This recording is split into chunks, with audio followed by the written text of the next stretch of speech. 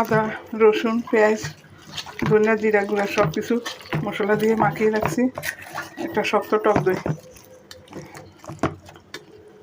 তেল দিয়ে আধা ঘন্টা রেখে দিব। এরপর চুলা বসাই দিব।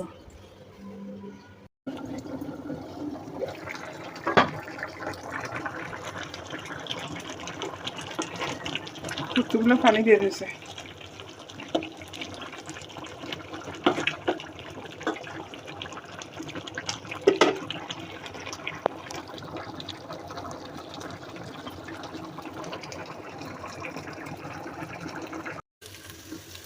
আজকে একটু পোলাও রান্না করতেছি, চালগুলো ভেজে নিতেছি।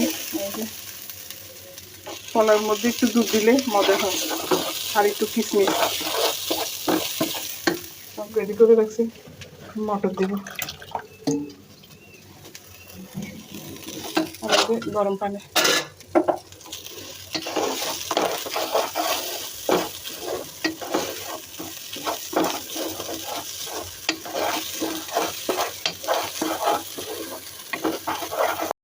মটর দিয়ে দিছি।